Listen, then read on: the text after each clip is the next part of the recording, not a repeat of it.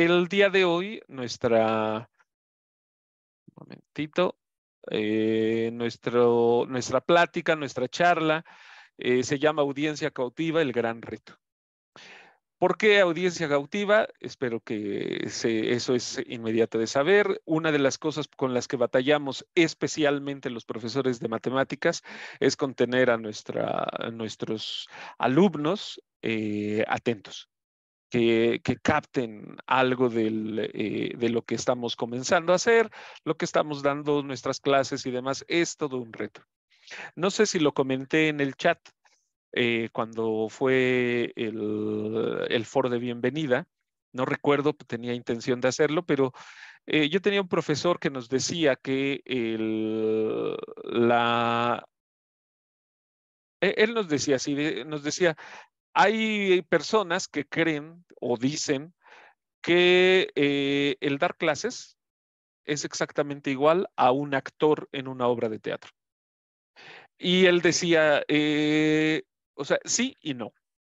Decía, sí, tienes que hacer la labor de un actor, porque tienes que presentar cosas, pero decía él, lo que tiene en común es que estás delante de un público y debes cautivar su atención, debes intentar tener un control y un dominio del mismo. En eso se parecen. Decía, solamente hay una cosa en la que se diferencian. Un actor de teatro presenta la misma obra a diferentes auditorios y un profesor presenta diferentes obras al mismo auditorio durante mucho tiempo. Lo cual yo lo escuché cuando comenzaba la carrera hace ya algunos años.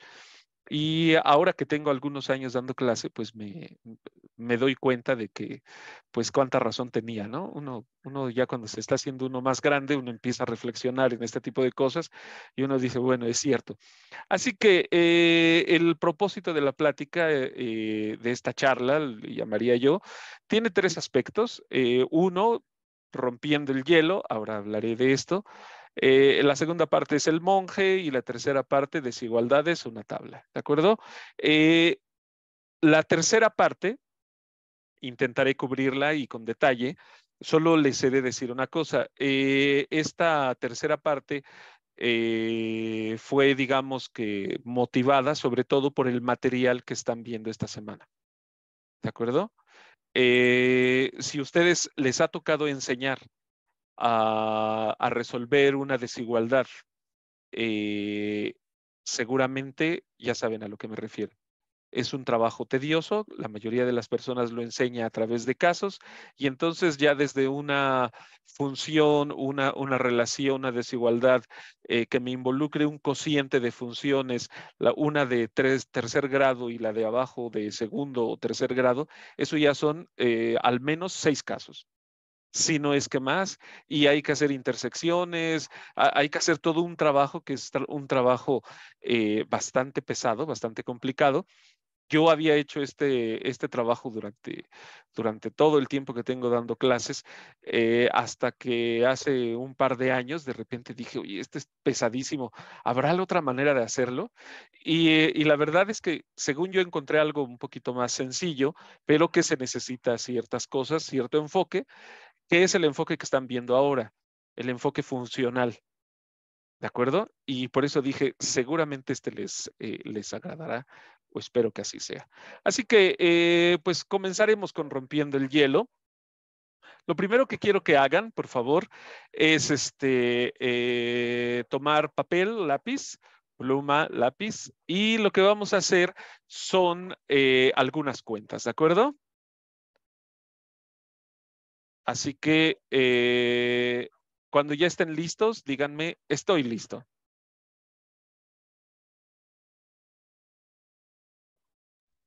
Ya estoy lista.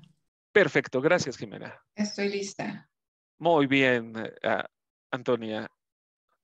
¿Listo? Listo, perfecto. ¿Listo? Perfecto, Maurilio. Gracias. Voy a ir pasando todas las instrucciones, las voy a estar diciendo verbalmente, pero también las van a ver en la pantalla, ¿de acuerdo? preparé una presentación de PowerPoint en la cual voy poniendo cada una de las instrucciones, ¿de acuerdo? Entonces, primero piensen en un número natural. Un número natural. ¿Qué es un número natural? Voy a ser preciso, ¿de acuerdo? Un número natural es 1, 2, 3, 4, 5, 6 y así, esencialmente con los números que cuento y hasta el infinito decimos, ¿no? Solo una pequeña recomendación. Piensen en este número natural, pero que no sea muy grande para que no tengan problemas a la hora de estar haciendo cuentas con ellos, ¿de acuerdo? Muy bien. Ahora, a ese número natural, súmenle 3. Si usted pensó, por ejemplo, en el 20, tiene que sumar 3, 20 más 3, 23. Si fue un poco más osado y no me hizo caso, que también se vale, y pensó en el 2,000 millones, pues sería ahora 2,000 millones 3, ¿de acuerdo? Muy bien. Ya que sumó 3 a ese número, resultado del número que usted pensó, sumarle 3, multiplíquelo por 9. Y ahora, si usted pensó en un número muy grande, estará diciendo, ¿por qué no le hice caso en poner un número pequeño? ¿Ya está? ¿Ya lo tenemos? ¿Sí? Muy Sí, bien. Perfecto. Ahora, ese número multiplicado, vuelvo a repetir, voy a ir repitiendo los pasos, solo para que no se nos vaya alguno. Pensamos en un número, a ese número le sumamos 3, después lo multiplicamos por 9 y ahora le vamos a restar 5.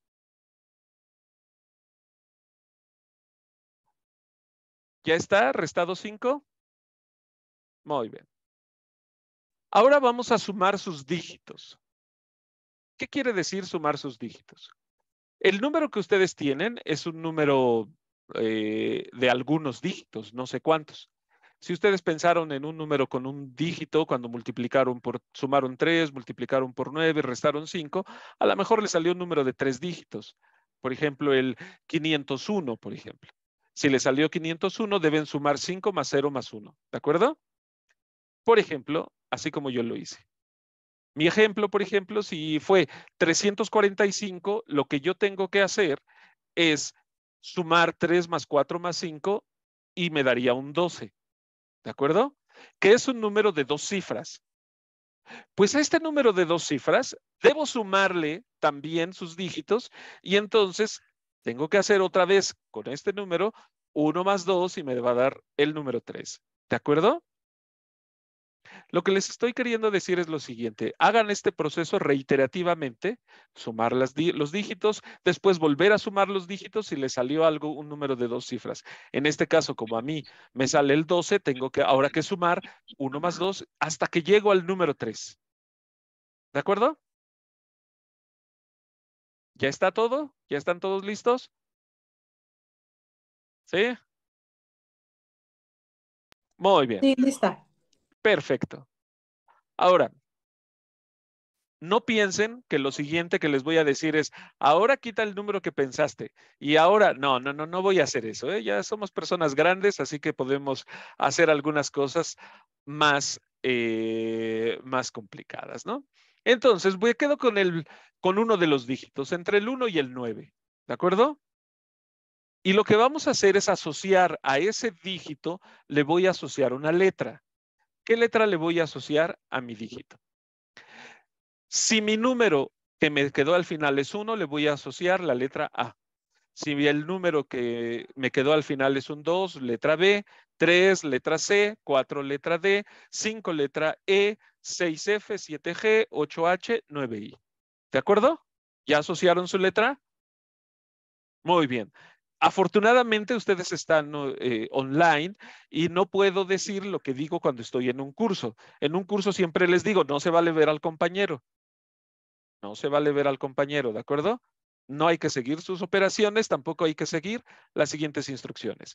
Siguiente instrucción, ¿ya tienen su dígito, su letra? ¿Ya? Perfecto. Con esa letra, escriban el nombre, el primer país que se les venga a la mente que empieza con esa letra. El primero que se les venga a la mente, ¿de acuerdo? Por ejemplo, Si yo me quedo 1, pues con A, Argentina. Si me quedo 2, con la B, Belice. ¿De acuerdo? ¿Ya está? Nombre de un país con esa letra. ¿Continúo? Perfecto. Ahora, con el nombre de esa letra, o sea, ustedes tienen un nombre de un país. Ahora, con el nombre de ese país, ¡ay! Qué bueno que lo acabo de notar. Con el nombre de ese país, fíjense que el nombre de su país, el nombre de ese país empieza con una letra. Puede ser una vocal, puede ser en el caso de la B, es una consonante. Localicen la primer vocal del nombre de ese país. Con esa vocal, con esa primer vocal, piensen en el nombre del primer animal que se les venga a la mente con esa letra. Por ejemplo, en mi primer ejemplo, que es Argentina, la letra A es la primera y entonces, por ejemplo, rápidamente, asno. En el caso de la B, que es Belice, con E, por ejemplo, elefante. ¿De acuerdo? ¿Ya está? ¿Ya está el nombre del animal? ¿Sí? Y ahí es Sí. cuando uno dice, ¿y por qué no estudié biología o algo así para que rápidamente tuviera un animal? Muy bien. Ahora, con el nombre del animal, el nombre de ese animal inicia con una vocal. ¿De acuerdo? Entonces, existe una segunda vocal de ese nombre. Por ejemplo, yo que dije asno, la primera vocal es A y la última vocal es O. Entonces, con el nombre con esa segunda vocal, lo que van a buscar es el nombre de una fruta que empiece con esa letra. ¿De acuerdo? Ya está. Perdón, Jimena, ¿podrías abrir tu micrófono, por favor? Sí, Gracias. ¿De dónde eres, Jimena? Perdón. de aquí de la Ciudad de México. De Ciudad de México. ¿Tú crees que haya sido un mal horario el que escogimos? Eh, No, Digo, es que a lo mejor entre la comida y la cena, las 5 de la tarde, a veces ya da hambre, ¿no? Pero eso de estar pensando en iguanas comiendo uvas en Dinamarca es complicado, ¿eh? sí, Sí, ¿verdad? Es Porque yo muy lo puse. complicado. justo eso puse. Ah, ya vi la sonrisa de Antonio, la sonrisa de César, y no sé si alguno haya Yo tenido algo también, profesor, diferente. puse lo mismo. Ahora pone una sonrisa. Yo no sé si es porque... eh, ¿Qué pasó? ¿Por qué a todos nos dio 4? Buena pregunta. A ver, hay dos cosas que hay que hacer. Uno, eh, le puse rompiendo el hielo porque en otras ocasiones, bueno, normalmente cuando yo comienzo un curso, lo más complicado es romper el hielo con los alumnos. Y hacerles este pequeño problema, y ellos ya se esperan, ahora quita el número que pensaste y demás, ¿no? Ah, pero no se esperan que uno adivine lo que están pensando, ¿de acuerdo? Entonces, yo procuro encontrar problemas de ese estilo para romper un poco el hielo. Las matemáticas, he de reconocer, es una de las tareas más complicadas para poder interactuar con los alumnos. Siempre nuestros alumnos ya van con una carga negativa, salvo alguna excepción, pero ya van con una carga negativa. Incluso, debo decirles, me ha tocado dar clases a gente que estudia matemáticas, física, ciencias de la computación, actuaría, chicos que les gusta la matemática, pero igualmente tienen esa desconfianza, esto que no nos deja hacer. Yo uso este tipo de cosas, busco problemas para romper el hielo Este me ha funcionado mucho. Sin exagerarles, tengo desde el año más o menos 2002, 2003, que alguna vez me hicieron esto en un diplomado de matemáticas para la enseñanza, cuando empezaba yo a ser profesor, y la verdad es que me ha funcionado mucho. Y hasta ahora no me he encontrado un alumno que me diga, ese ya me lo sé. De hecho, ningún profesor, también he de decirlo. Pero justo lo que Jimena ha dicho, la pregunta que hizo, es la pregunta del millón. ¿Por qué todos llegamos a 4? Después de llegar a 4, cuando nosotros le asociamos una letra, que es la letra D, es sentido común solamente. Ya no es matemática, ya no es nada, solo es sentido común. País que empiece con D. El primero que se nos viene a la mente, Dinamarca.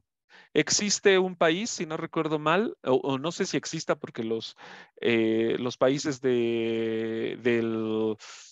cercanos a Rusia de repente cambian de nombre. Había uno que se llamaba Dagestán, que no sé si exista todavía. Y además había otro africano, hasta hace igual que también cambian, que se llamaba Duni.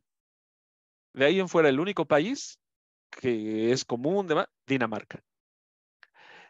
Entonces, después de Dinamarca, el nombre con un animal que empiece con I, piensen en el nombre de un animal con I, hay uno que se llama ibis, que es como una grulla más o menos, es un ave. Del ibis, no recuerdo si hay otro, pero ya se va uno a otros nombres, como por ejemplo iguanodonte y demás, ¿no? Y ya que tiene uno iguana, nombre de una fruta con U, pues uva. De ahí de uva yo no conozco otra, ¿no? Entonces, la pregunta del millón es cómo llegó a 4. ¿Cómo lo hicimos? A ver, y aquí es donde les servirán sus clases del diplomado, donde cómo denotamos un número cualquiera.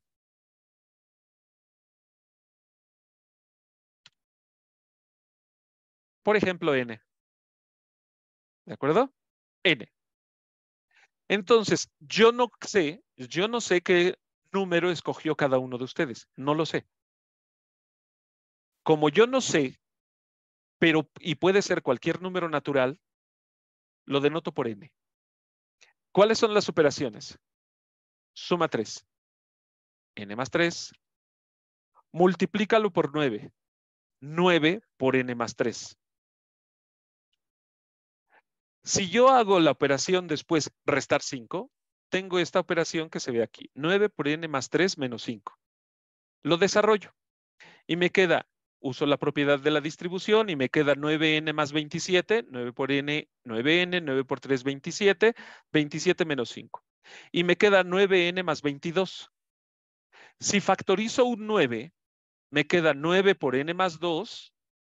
Recuerden que si factorizo 9 por 2 es 18 más 4, 22. ¿De acuerdo? Y fíjense en lo siguiente. Esto quiere decir que no importa qué número hayan ustedes pensado. No importa. Si dividen entre 9, les va a quedar de residuo 4. ¿De acuerdo? Ustedes son muy jóvenes, pero alguna vez por sus padres llegaron a escuchar hablar de la prueba del 9, ¿no? Sí, son muy jóvenes. La prueba del 9 es la siguiente. Tú toma un número cualquiera, el que tú quieras, y te quieres preguntar, ¿ese número lo divide 9? O alguien te pregunta, ¿lo divide el 9? Y si es un número pequeño, puedes hacer la división. Pero ¿qué tal si es un número de 8 cifras? Si es un número de 8 cifras, ya no está tan sencillo. Una de las ventajas de que no hubiera calculadoras hace muchos años es que la gente empezó a buscar opciones para hacer cosas de manera correcta sin tener que hacer procedimientos tan largos. Entonces, si yo tengo un número de 18 cifras, dividir ese número entre 9 no es algo sencillo. Pero ¿qué tal sumar las 19 cifras? Sumar es más sencillo. ¿De acuerdo? De ahí salió la prueba del 9. La prueba del 9 dice lo siguiente. Tome usted un número, el que usted quiera. Sume sus dígitos. Si la suma de ellos es un dígito, deténgase ahí. Si son 2 dígitos, 3 dígitos, sigue siendo de varios dígitos, vuelva a sumarlo. Y así reiterativamente hasta que les quede un dígito. Cuando les quede un dígito, eso, el resultado, es el residuo que deja dividir el número original entre 9. ¿De acuerdo? A eso se le conoce como la prueba del 9. Entonces, usted tome el número que usted quiera. Sume sus dígitos particularmente. Si el número es divisible entre 9, el que le salió, el número original lo puedo dividir entre 9. De hecho, para cualquier número natural existe la prueba del 9.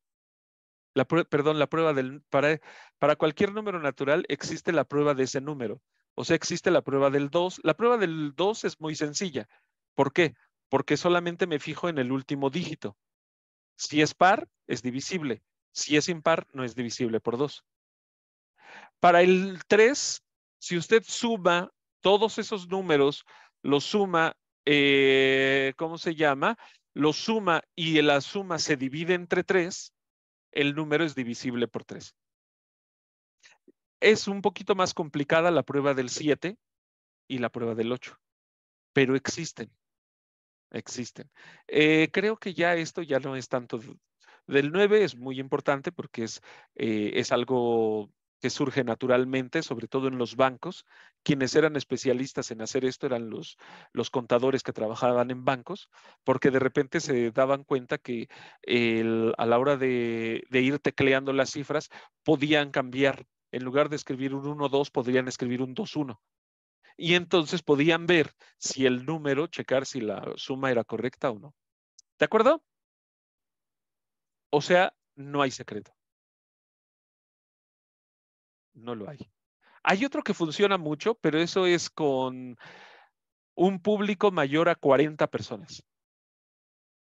Con un público mayor a 40 personas, ustedes lleguen y díganle, el primer día de clase siempre, de aquí al menos hay 2 personas que tienen la misma fecha de cumpleaños. 40 personas, ¿eh? Y conozco el caso de una profesora de probabilidad que el primer día de clases llegaba para enseñar a sus alumnos qué tan fuerte era la probabilidad en la universidad, no en bachillerato, no. En la universidad llegaba, les decía, ponía las llaves del coche en el escritorio y les decía, les apuesto mi auto a que aquí hay 2 personas que cumplen años el mismo día. Hasta donde yo sé, todavía no había perdido el auto. Pero eso lo hacía siempre que empezaba el curso. Esto tiene que ver con la probabilidad. De hecho, alguna vez leyendo un libro de este tipo de cosas, se usa también en, ¿cómo se llama esto? En centros nocturnos de estos cafés donde invitan gente que lee las manos, adivina el futuro y demás. Y entonces no es raro que de repente el que está actuando, el que está a cargo del espectáculo, les dice esto. Aquí hay al menos 2 personas que tienen. Y nunca falla. Pero es una cuestión de probabilidad, ese tipo de cosas hay muchísimos recursos que ustedes pueden encontrar, pueden buscar y de esa forma cautivan a los alumnos. A veces es difícil cautivarlos. También he de reconocer, puede uno buscarse 80 problemas y dedicarse, en lugar de dar clase, dedicarse a dar problemas como si fuera uno merolico, estuviera en espectáculo. Y probablemente habrá un chico que ni por eso será motivado. Pero al menos podrá captar usted a alguien que esté en esto, ¿de acuerdo? Entonces, una de las cosas que a mí al menos me ha funcionado es un problema como estos, un problema que los desconcierte.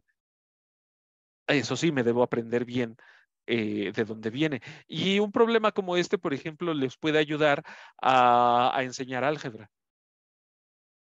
La n representa un número cualquiera. Y también hay que decirlo. Yo normalmente a mis alumnos luego les digo, hácelo a alguien. Haz el problema a alguien. Pero una vez que sepas esto. Y después cuando les preguntas, ¿lo hicieron? Le dicen a uno, sí, sí lo hice, y los ojos les brillan, ¿no? Y ya quieren aprender otro problema para hacerlo.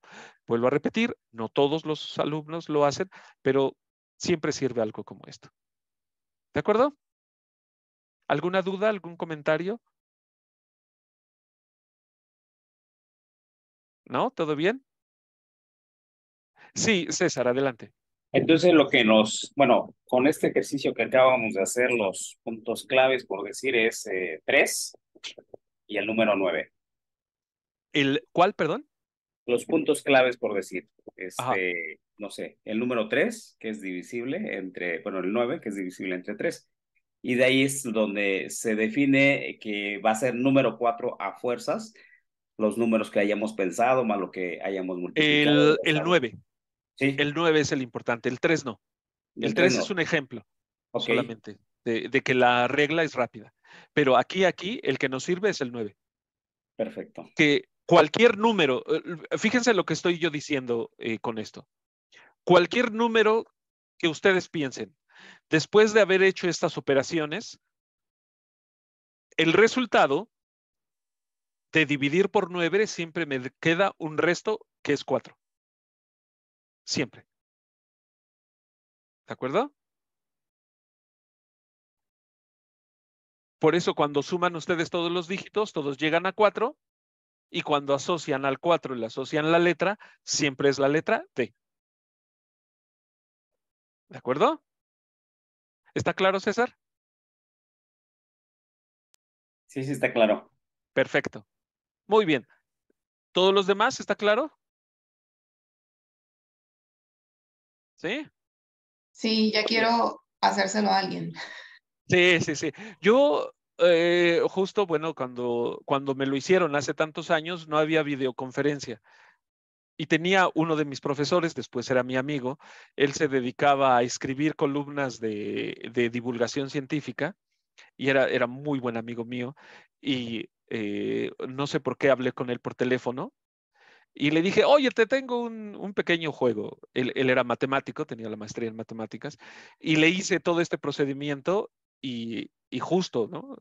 Y también pensó en iguanas, uvas y Dinamarca, y mi amigo, que estaba muy acostumbrado a este tipo de problemas y era una persona mayor, eh, se quedó durante al menos unos 10 segundos en silencio. Se quedó así en silencio y como se llevaba muy, muy mal conmigo, empezó a decir bastantes ofensas y después me dijo, está genial, y hasta donde yo sé, si tenía oportunidad, se lo planteaba a alguien, se lo hacía. Y es interesante, es bonito, problemas como este me gustan porque son atractivos, son desconcertantes y no hay nada mejor que nos atraiga la atención a cualquier edad a que nos desconcierte. ¿De acuerdo? Muy bien. ¿Alguna duda? Si tienen alguna duda, por cierto, si lo intentaron aplicar, se lo aplicaron a alguien y le salió a las mil maravillas y quieren compartírmelo, me mandan un mensaje y me dicen, ya lo compartí y genial. Mientras más lo compartan, tendrán más rápidamente el algoritmo que se sigue, lo tendrán más fresco. ¿De acuerdo? Y pues nada, mucha suerte. Continuamos entonces. Lo siguiente que de lo cual quiero hablarles es acerca del monje. ¿Qué es el monje? El monje es un problema que tiene más que ver, y yo lo uso para motivar cosas como los intervalos y el concepto de continuidad. Probablemente el concepto de continuidad ustedes no lo hayan enseñado, pero seguramente de alguna manera la continuidad está dentro en algo. ¿De acuerdo? Pero seguro en los intervalos la continuidad, aunque no lo creamos, está inmersa. ¿De acuerdo? Les digo el contexto y les digo cuál es el problema. Primero, un ermitaño sale de su eremita a las 9 de la mañana, un día sábado. Se dirige a oficiar la misa en la capilla del pueblo, que está más cercano a su casa. El día lunes, acabadas sus actividades, vuelve a su eremita. Sale también a las 9 de la mañana y se encamina a su casa justamente por el mismo camino. No cambia de camino. Así que, perdón que me fui hasta atrás.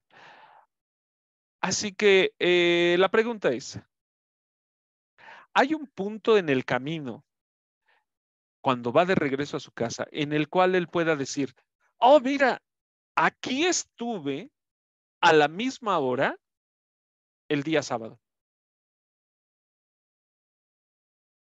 ¿Existe un punto?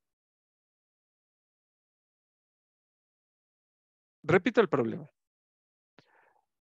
Hay un ermitaño que vive a cierta distancia, no sé cuánto, a cierta distancia del pueblo. A las 9 de la mañana, el día sábado, baja al pueblo. Llega, no sabemos a qué hora, por cierto, pero llega al pueblo. El día domingo hace sus actividades, el día lunes se levanta y exactamente a las 9 de la mañana sale del pueblo por el mismo camino por el cual él llegó de la ermita al pueblo. Y hace el mismo recorrido, no cambia de recorrido. Y la pregunta es, ¿habrá un punto en el camino en el cual el ermitaño diga, ah, aquí estaba a la misma hora el día sábado? Mismo lugar, misma hora. ¿Qué creen? ¿Si hay o no hay un punto? ¿Sí? ¿Cómo podrían justificarlo?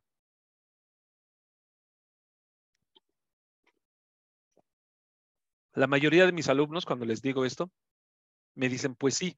Y algunos me dicen, bueno, si va a la misma velocidad, se encuentra en la mitad del camino. Y mi respuesta siempre es la misma. Oye, ¿en qué parte del enunciado dije va a la misma velocidad?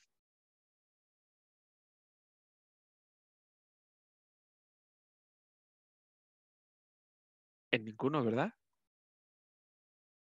¿Cómo podrían justificarlo?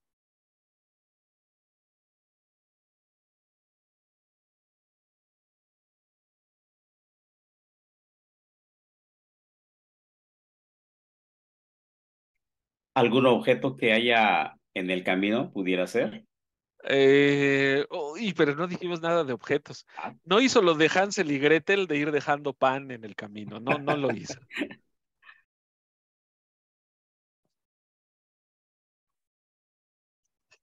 Hay dos maneras de justificarlo. Bueno, yo conozco dos maneras de justificar la respuesta. La primera es usando el método del fantasma. ¿Cuál es el método del fantasma?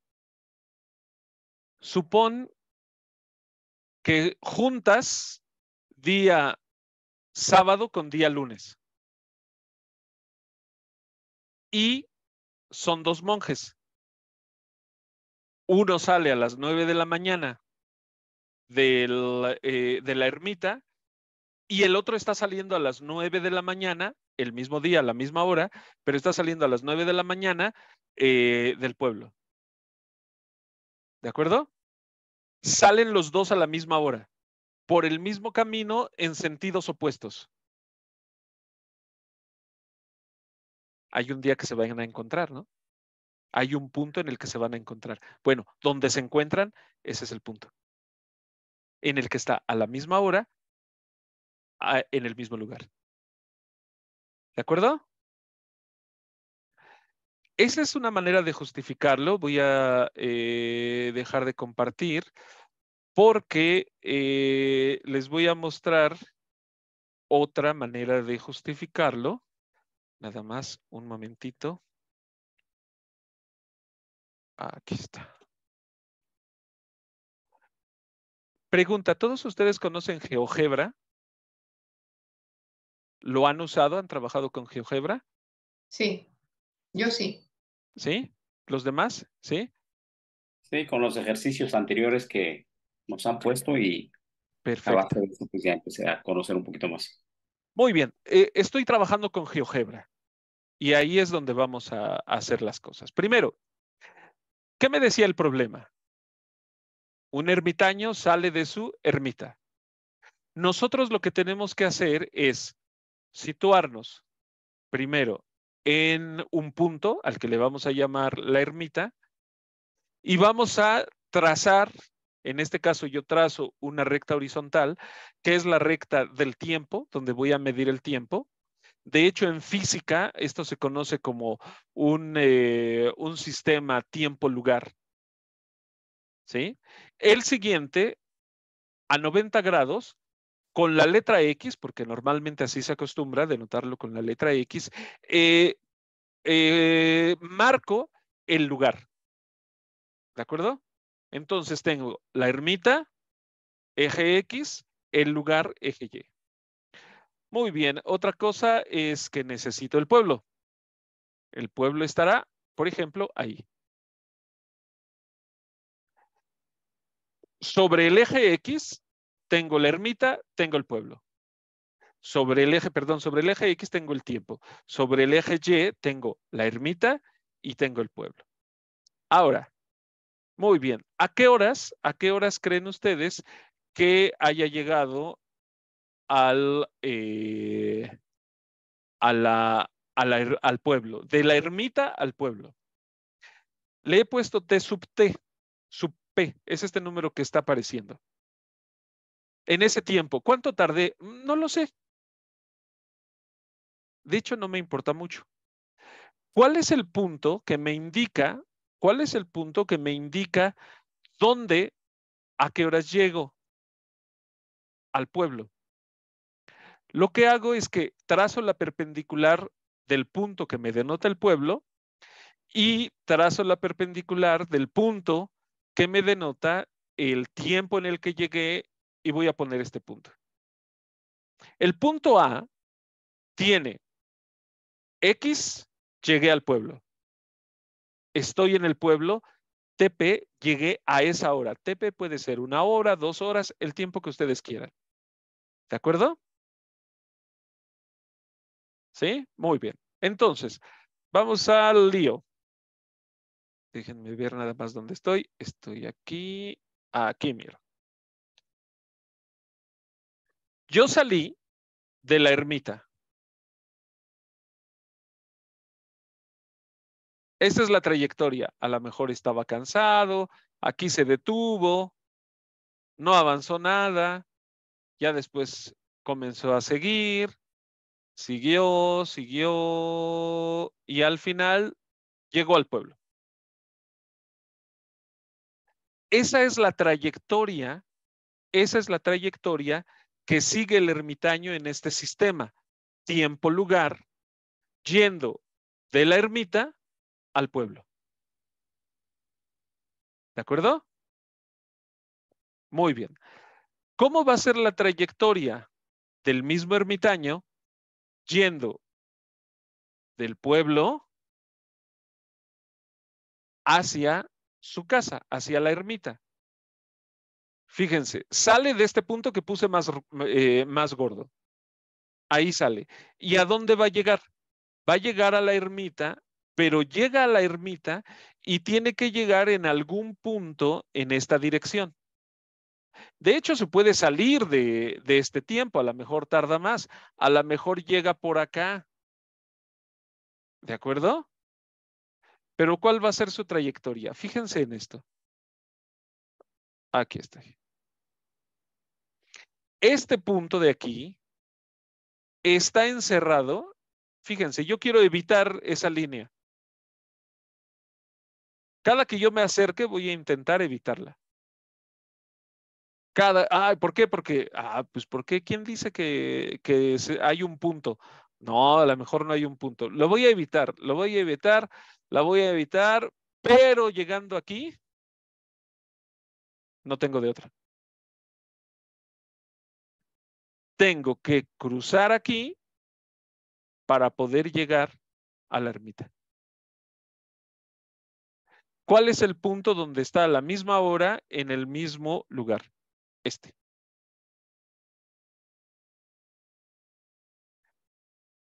¿De acuerdo? ¿Sí o no?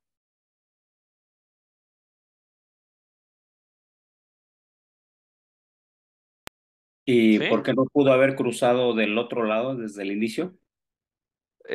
¿Por dónde? De aquí donde está justamente la ermita. Ajá, ¿por qué no pudo haber? A lo mejor pudo haberle hecho esto. A esto es a lo que te refieres, ¿verdad, César? Sí, así es. Sí, pudo haber hecho eso, pero cuando llega aquí, o intenta evitarlo para llevarnos la contraria, o bajar. Si baja, el punto del que estamos hablando es este. ¿De acuerdo?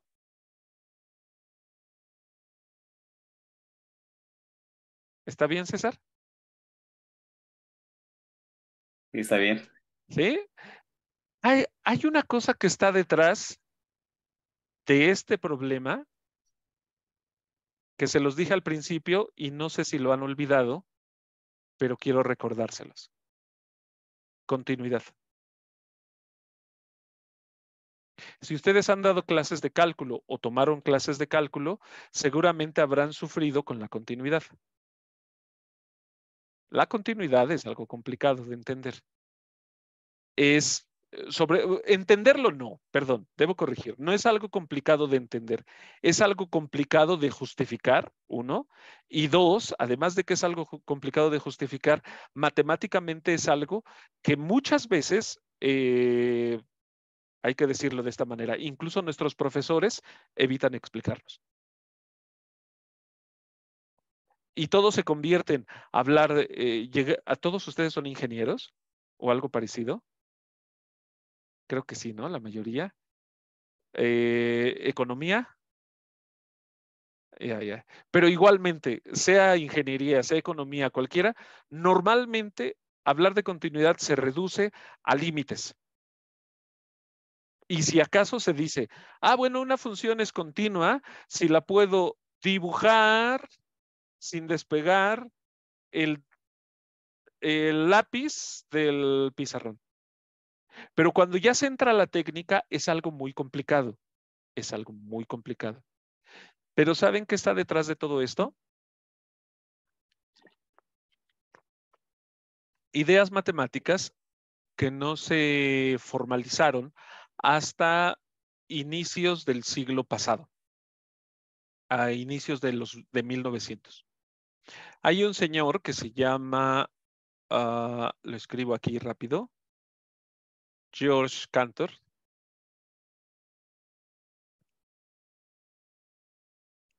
que es uno de los que inicia con el estudio de esto.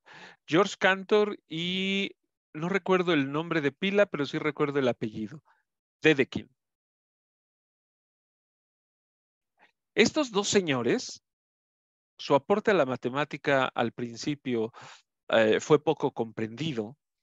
El maestro, por ejemplo, de George Cantor, si no recuerdo mal, era, lo tenía justo en la cabeza, Kronecker. Kronecker es el apellido, si no recuerdo mal. Si no recuerdo mal, fue el que lo doctoró. George Cantor trabajaba originalmente en sus investigaciones en ecuaciones de calor, algo que se conoce como series de Fourier. Si alguna vez, sobre todo quienes estudiaron ingeniería y te llevaron alguna materia de esto, saben que no es algo sencillo. Este hombre, Cantor, sus trabajos de investigación versaba en esto y él se dio cuenta que algo faltaba en la matemática de la línea recta. Y entonces empezó a investigar. Ahora hablaré de la línea recta. Pero George Cantor empezó a hacer cosas y a trabajar en cosas que Kronecker, su maestro, le dijo, eso no sirve para nada. Sin embargo, junto con Dedekind, formalizaron ideas como la siguiente. En la recta real, todos ustedes son profesores y han enseñado alguna vez la recta real o la han estudiado. ¿Qué números hay en la recta real?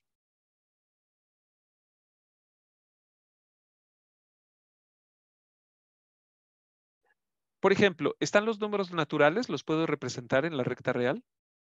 Sí, ¿no? Los números enteros Sí. también. Los números racionales, Sí. ¿sí? Los números irracionales también. No. Ahora, ¿pero qué nos garantiza que todos los números que están en la recta real son racionales e irracionales? ¿Qué nos garantiza que no hay huecos?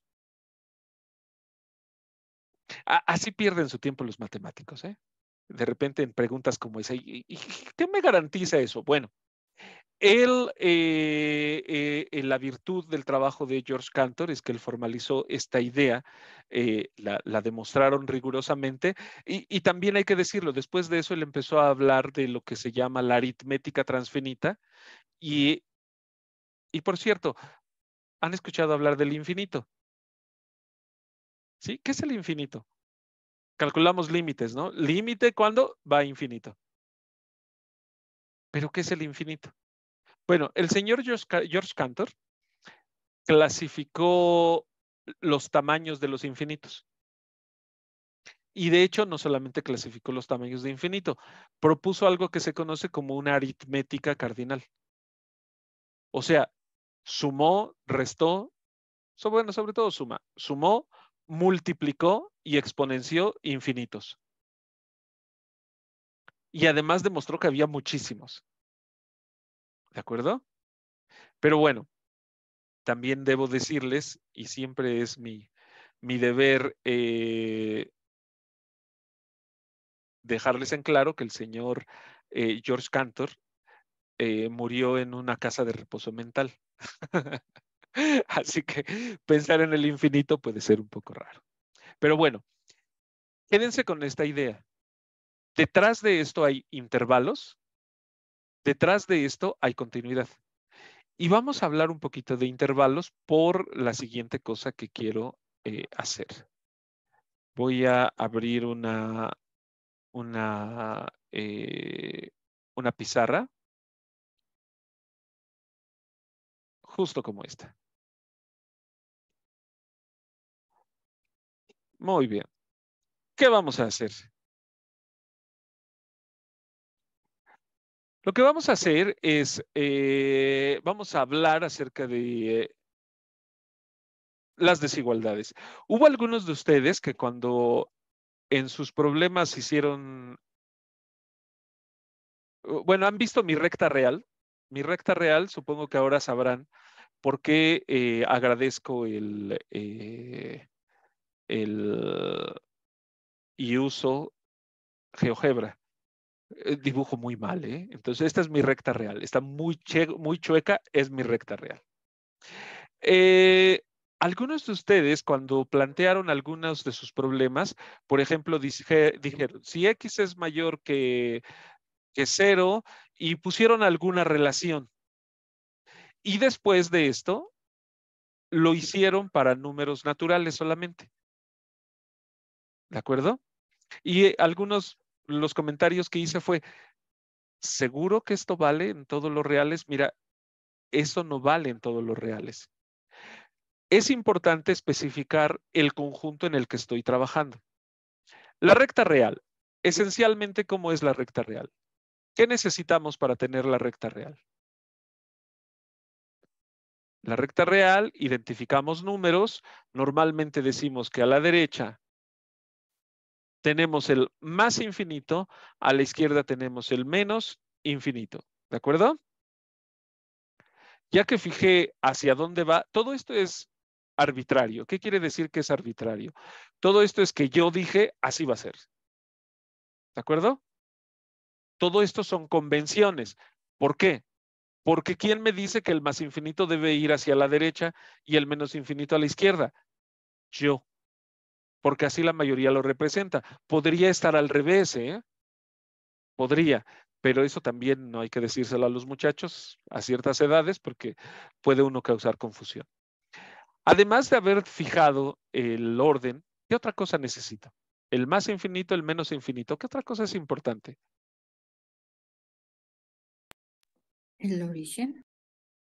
¿Cuál? El origen. El origen. ¿Quién es el origen en la recta?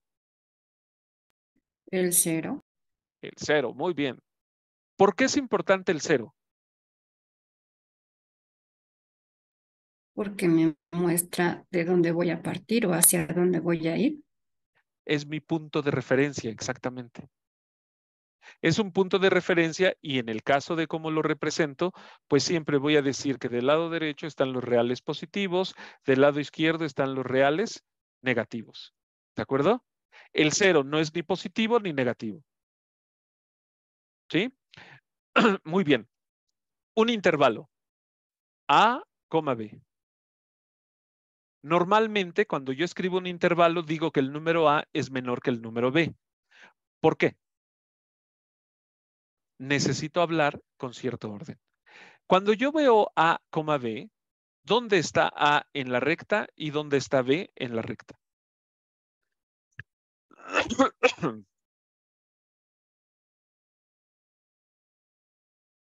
Voy a borrar lo que no voy a usar ahora. Y lo que no voy a usar ahora son estos. No voy a usar A, tampoco voy a usar el 0. Así que este lo borro. La propiedad de orden de los números reales me dice, si yo tengo A aquí y sé que B es mayor, ¿dónde está B? A la derecha. A la derecha. Siempre a la derecha de A. ¿De acuerdo? Y todo este tipo de cosas nos da una equivalencia también, es esta. B menos A es mayor que 0. ¿De acuerdo? Para trabajar yo con desigualdades, siempre digo, B es mayor que A. ¿Cómo paso a esta de aquí? Pues lo único que hago es, puedo decir, sumo el inverso aditivo de A ambos lados y tengo esta relación de aquí. ¿De acuerdo? Todo se basa en el orden y no solamente se basa en el orden. Se basa también en lo siguiente. Entre A y B, díganme por favor, ¿cuántos números reales hay?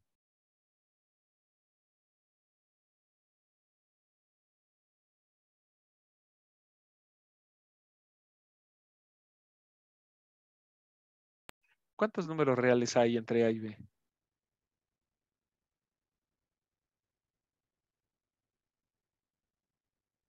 Una infinidad, ¿no? Sí, una infinidad, pero infinidad, ¿qué tan grande es esa infinidad? Pues depende del valor que le asignemos a A y a B. Ajá. Y no, casi, pero no.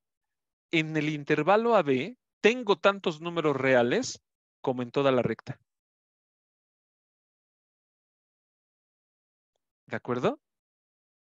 Por ejemplo, en el intervalo 1/10, coma, 1/11,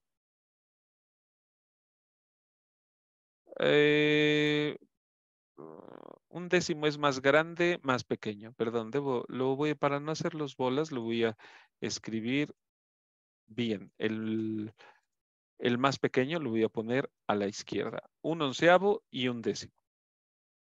En este intervalo, 1/11, suponiendo que A es 1/11, B es 1/10, en este intervalo hay tantos números reales como números reales hay en la recta. ¿De acuerdo? Es una infinidad, pero es una infinidad tan grande como los números reales. Les digo esto porque ahí voy a tener muchísimos racionales, pero sobre todo voy a tener muchísimos irracionales. La cantidad de irracionales es grandísima comparado con los racionales. De hecho, hay un señor que ya lo calculó, no recuerdo ahora exactamente el nombre, pero supongan que ustedes tienen un dado en lugar de 6 caras que tenga 10 caras. y todos con la misma probabilidad. ¿De acuerdo? Entonces ustedes agarran y avientan el dado. Y supongan que ustedes pueden aventarla una cantidad infinita de veces. ¿Saben cuál es la probabilidad de obtener un número racional? La probabilidad es 0. Eso quiere decir que si uno cierra los ojos y tienes a todos los reales en una urna y sacas un número, siempre vas a sacar, porque la probabilidad es 1, siempre vas a sacar un irracional. Todas estas ideas hacen que en realidad trabajar con desigualdades sea un poco complicado. ¿De acuerdo? No es a veces solamente el hecho de todas las estrategias que se puede uno plantear, explicar, hoy de repente llega uno a tener cierta dificultad añadida. Para no tardarme mucho, les voy a poner un ejemplo de cómo, según yo, un método para enseñar desigualdades, según yo, no tan malo. Lo que voy a hacer es primeramente, voy a poner x cúbica menos x sobre x cúbica más x. Más x, x cuadrado, por ejemplo. Y esto voy a pedirlo mayor que 0, por ejemplo. ¿Alguno de ustedes ha resuelto una de este estilo? ¿A través de casos? No lo hagan, ¿eh? Les digo rápidamente que es. Para hacerlo a través de casos, lo primero que tengo que hacer es agarrar y decir, fíjate, x cúbica menos x. Primero, ¿qué pasa si este es mayor que 0? Si x cúbica menos x es mayor que 0, tengo que analizar, así habiendo hecho esta hipótesis, ¿qué pasa con x cúbica más x cuadrada?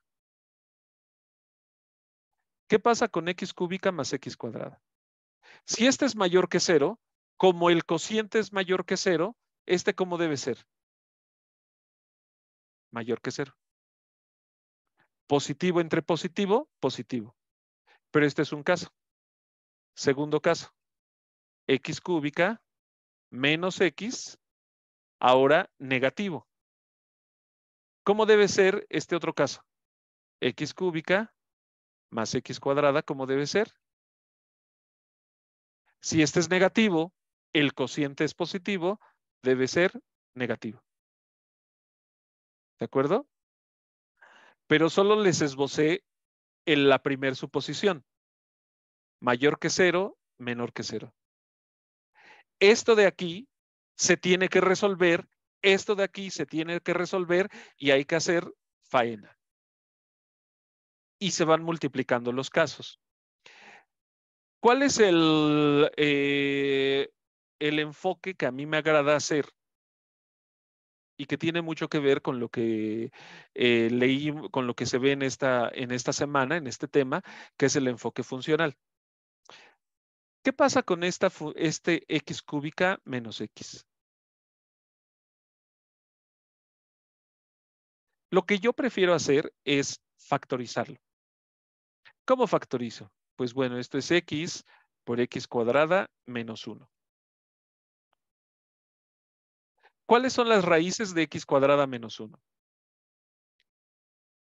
Esto es x por x más 1 por x menos 1.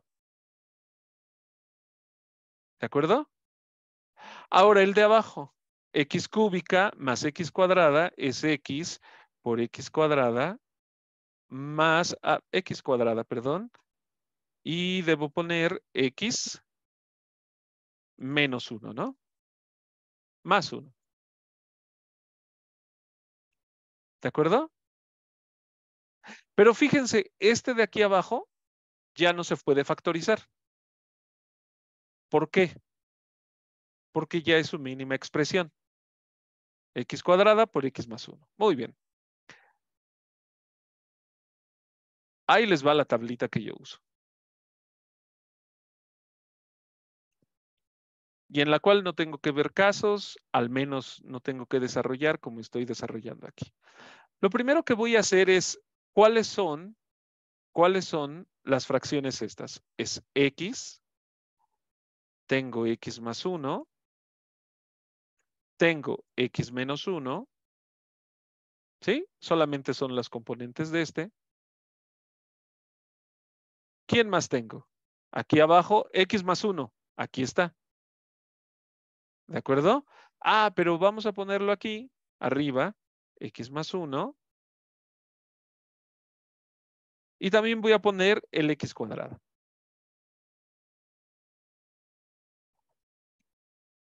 Voy a hacer una línea más para que pueda yo escribir toda la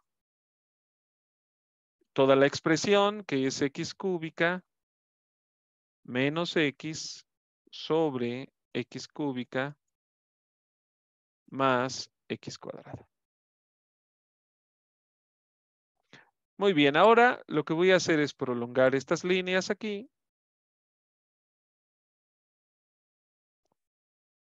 Todas estas líneas porque voy a hacer una tablita. Seguramente ustedes podrán escribirlo mejor. Y ahora me voy a fijar, fíjense en esto. ¿Cuáles son las raíces de todas estas cosas? Uno, la primera raíz de esos polinomios, una de ellas es X igual a 0. ¿Sí o no? Otra es X igual a menos 1. La obtengo de aquí. Y la otra es X igual a 1. La obtengo de aquí. Estos números los fijo aquí. Y aquí abajo, esta línea de aquí, va a ser la línea de los números reales. Entonces fijo 0, menos 1, 1. Ah, y como son los números reales, hasta la derecha va a ser más infinito y hacia la izquierda va a ser menos infinito. Voy a poner esta línea aquí, la del menos 1, la del 0, la del 1. ¿De acuerdo? Muy bien, ahora díganme, por favor. Esta función f de x igual a x. A la izquierda de menos 1, ¿qué signo va a tener? Si yo tomo un número en el intervalo menos infinito, coma menos 1, ¿qué signo va a tener x? ¿Positivo o negativo? Negativo. Negativo, ¿verdad? X más 1, ¿qué signo va a tener? Positivo. Positivo, ¿cómo puede estar seguro de eso? No, va a ser en X más 1. Ajá. Fíjense, ¿por qué no evalúo? Me voy a tomar un número en menos infinito, menos 1. Por ejemplo, el menos 2. Menos 2 más 1, ¿qué número es? Negativo. Después de evaluar, yo les puedo decir, este es negativo. ¿De acuerdo? De hecho, si soy muy preciso, como la raíz en x más 1 se hace 0 en menos 1, por eso sé que esto es negativo. X menos 1, ¿cómo va a ser? ¿Positivo o negativo? Negativo. Negativo, porque es un negativo menos 1, que es un negativo. X más 1, ya lo tengo aquí. Negativo. X cuadrada, ¿cómo va a ser? Positivo. Siempre positivo porque es un número con signo negativo que lo elevo al cuadrado. Muy bien, ya terminé esta columna. Ahora, entre menos 1 y 0. ¿Cómo va a ser X entre menos 1 y 0? ¿Positivo o negativo? Negativo. Negativo porque yo evalúo, por ejemplo, menos 1.5 en X y me va a dar negativo. X más 1, ¿cómo va a ser? Positivo. Positivo, exacto. Evalúo. Menos 1.5 más 1 es menos 0.5. Va a ser positivo. X menos 1, ¿cómo va a ser? Será negativo. Negativo. Menos 1.5 menos 1 va a ser un negativo. X más 1, ya lo hice aquí, es positivo. X cuadrada, ¿cómo va a ser X cuadrada? Positivo. Positivo porque estoy elevando al cuadrado. ¿De acuerdo? Muy bien, positivo. Ahora, entre 0 y 1, ¿cómo va a ser X? Si tomo un, por ejemplo, 0.5. ¿Qué signo va a tener? Positivo. Positivo. X Profesor, más pero 1, entre 0 y menos 1 no debería de ser más bien menos 0.5 en lugar de menos 1.5. sí, menos 0.5, tiene usted toda la razón. Gracias.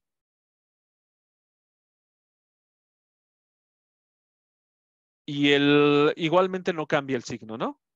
Sí, no cambia el signo. X más 1, ¿cómo sería? Positivo. Positivo. X menos 1, Negativo. negativo. X más 1 Positivo. y X cuadrada, Positivo. positivo. Ahora, vamos con este último. Entre 1 y más infinito, X es positivo. Positivo. X más 1, Positivo. positivo. X menos 1, Positivo. positivo. X más 1, positivo. Positivo. X cuadrada, positivo. Positivo. Muy bien. Ahora lo que voy a hacer es encontrar el signo y lo voy a poner en rojito, el signo que necesito. Voy a seguir la ley de los signos. Este cociente, que es el que estoy buscando realmente, como hice la descomposición en todos sus factores, si son estos, lo único que me queda es multiplicar. Menos por menos, más por menos, menos por menos, más por más, signo positivo. Este de aquí, menos por más, menos por menos, más por más por más, positivo. Este de aquí, positivo, positivo por un negativo, negativo, negativo, negativo, negativo, y todos estos son positivos. Ahora, ¿qué me pide la desigualdad? La desigualdad me pide y me dice, de esta expresión, ¿quién es mayor estricto que 0? Pues lo que tengo que hacer es irme ahora a mi tablita en la parte de arriba. Fíjense por favor en esto. En la parte de arriba, ¿quiénes tienen signo positivo? Desde menos infinito, coma, llego al menos 1, aquí llego al 1, perdón, al 0, y aquí cambia el signo. Entonces va a ser menos infinito hasta el 0. Intervalo abierto, ¿por qué? Porque en 0, fíjense aquí, si yo sustituyo entre 0, 0 al cubo más 0 al cuadrado, se va a indeterminar. No me gustan las indeterminaciones, no sé dividir entre 0. Por eso este tiene un intervalo. ¿Unión quién? Un intervalo, un paréntesis. ¿Unión quién? El siguiente que es positivo es toda esta sección. Unión el intervalo 1, más infinito. Y esta es la solución de esta desigualdad. Escogí a propósito una desigualdad que tiene grado 3 arriba y grado 3 abajo, porque si ustedes intentan hacerla mediante el método de casos, en realidad van a tardar bastante tiempo. Caso 1, caso 2, en alguna ocasión con unos alumnos me decían, no, es que hay que hacer los casos. Bueno, vamos a hacer los casos. Hicimos los casos en un problema que hicimos, nos llevamos 3 pizarrones. Borramos. De nuevo, 3 pizarrones enteros y en mi tablita nos llevamos solamente un cuarto de pizarrón.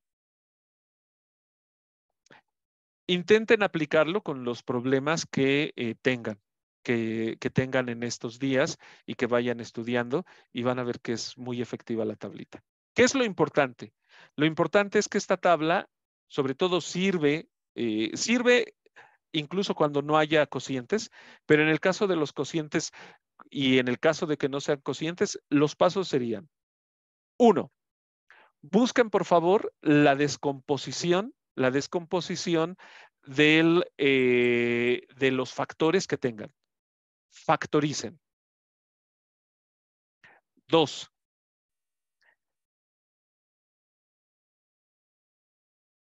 Exactamente. Gracias, Noemí. Noemí lo ha dicho de una manera muy en resumen, se los digo.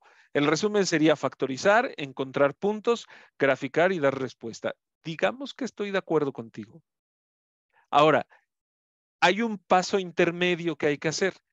Cuando yo localizo ya que localicé las raíces, el paso intermedio entre buscar las raíces y poder asignar estos signos, ¿cómo lo hago? Escojo un número en el intervalo. En estos intervalos. Si no sé muy bien así de entrada qué número poner, pues solamente entre menos infinito a menos 1, pues por ejemplo, menos 12. O busco un número más pequeño, más manejable. Entre menos 1 y 0, no se vayan a equivocar como yo, entre menos 1 y 0, como bien lo dijo Paulina, si no recuerdo mal, menos 0.5. Yo puse menos 1.5 que estaba de este lado. ¿De acuerdo? Pero menos 0.5. Entre 0 y 1.5. Esto nos ayuda solamente a que cuando tú evalúas tienes el signo y ¿se acuerdan de la palabra que les dije? Es medio complicada. Por continuidad, todos los elementos de la expresión van a tener el mismo signo. ¿De acuerdo? Una vez que tengo todo esto, todos los signos dados, lo único que hago es, tengo cuidado porque voy a ver cuántas veces aparecen estos signos, efectúo las multiplicaciones adecuadas y obtengo el signo. Me fijo en los signos dependiendo los intervalos y sobre todo me fijo en la desigualdad que me piden. Si la desigualdad que me piden no hubiera sido mayor que 0, hubiera sido menor que 0, la solución sería solamente el intervalo abierto 0, 1. ¿De acuerdo?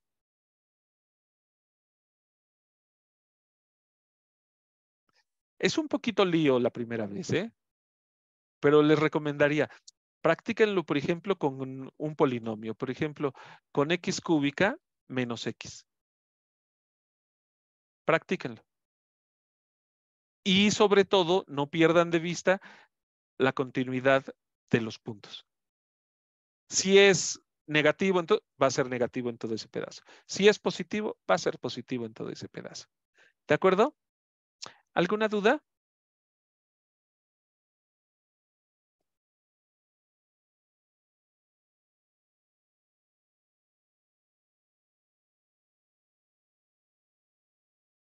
¿No? ¿Está claro? Sí, gracias. Yo me había perdido un poquito ya al final, Ajá. pero ahorita que lo volvió a explicar, ya lo retomé. Lo de Muy los bien. intervalos al final. Sí. De hecho, esta parte de aquí abajo, creo que es la fundamental, el decir, es el intervalo. Es la recta real. En realidad estoy aquí con mis intervalos. Menos infinito a menos 1, menos 1 a 0, 0 a 1, 1 a más infinito. ¿De acuerdo? Esta estrategia, de verdad, se los digo con toda la sinceridad del mundo, me ha ayudado a no perder tanto el tiempo personalmente desarrollando en casos.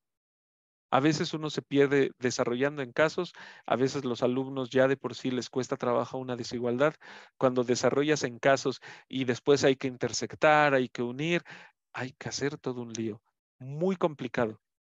Y alguna vez un alumno me preguntó, oiga, profe, pero ¿y a poco ¿Y a poco cualquier profesor me lo va a poner bien? Le dije, a ver, si el profesor entiende que tu procedimiento no tiene errores y sobre todo no se lo copiaste a nadie, seguramente deberá evaluártelo correctamente.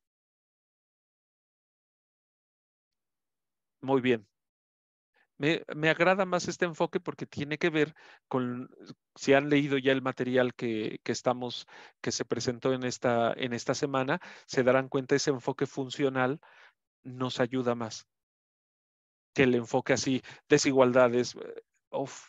Los problemas a veces pueden crecer en dificultad si somos muy estrictos, en este caso, en ese desarrollo, que no está mal, pero es un desarrollo que a veces puede ser muy árido. Y siempre he creído que la docencia y la cuestión de todo este proceso de enseñanza-aprendizaje, si seguimos la ley del mínimo esfuerzo, sin contradecir evidentemente la teoría matemática, si seguimos la ley del mínimo esfuerzo, es más óptimo. ¿De acuerdo? Muy bien.